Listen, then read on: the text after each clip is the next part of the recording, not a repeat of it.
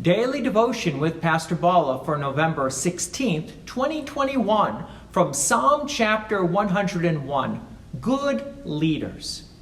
What makes a leader good? We often complain about those that are elected to leadership positions, thinking that they're not as good as we would hope them to be. So then, what would make an elected leader a good one? Our first reaction may be, if they would think like us and do the things that we would do. Well, I confess, even I change my mind from time to time, so I don't always agree with myself. Well, to answer the question, what makes a good leader, let's look at Psalm 101, as King David, who is a good leader, is probably its author. Let's start with verse 1.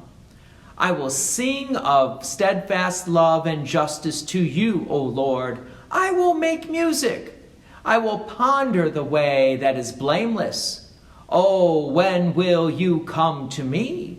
I will walk with integrity of heart within my house. The psalmist starts by stating he will walk with integrity and ponder the blameless way. Notice it doesn't begin by saying, I agree with you, the reader, that is. So there is an integrity upon the leader here. Verse 3, I will not set before my eyes anything that is worthless. I hate the work of those who fall away. It shall not cling to me. A perverse heart shall be far from me. I will know nothing of evil. So the attributes of a good leader: avoid evil, do good. And again, nothing about agreeing with you or I. Now, the psalmist does change directions here to the actions of a good leader. Verse 5, whoever slanders his neighbor secretly, I will destroy. Whoever has a haughty look or an arrogant heart, I will not endure. I have to ask kind of a simple question here. Will there be any people left to govern after all this? Because who hasn't slandered his neighbor? Or who hasn't been arrogant at one time or another? Who would be left? Verse 6, I will look with favor on the faithful in the land, that they may dwell with me. He who walks in the way that is blameless shall minister to me.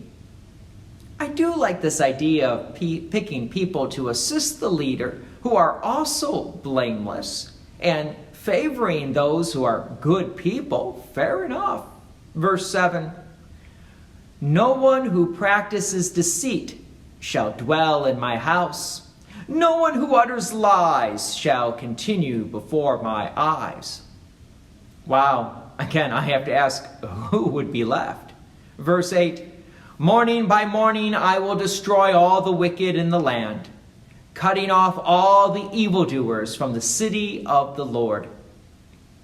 It is true that leaders, the government, are all set up by God for our protection.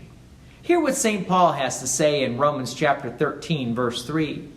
For rulers are not a terror to good conduct, but to bad. Would you have no fear of the one who is in authority? Then do what is good, and you will receive his approval, for he is God's servant for your good.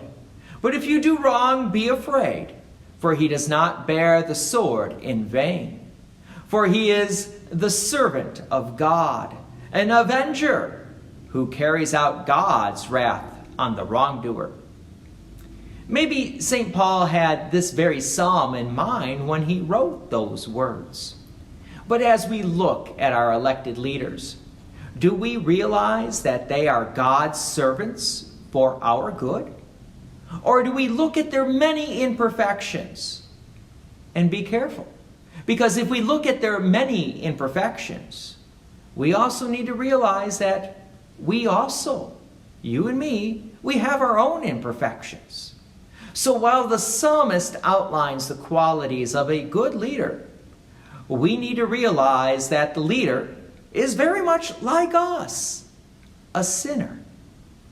So we need to ask God to lead and guide our leaders so that we may live peaceable lives.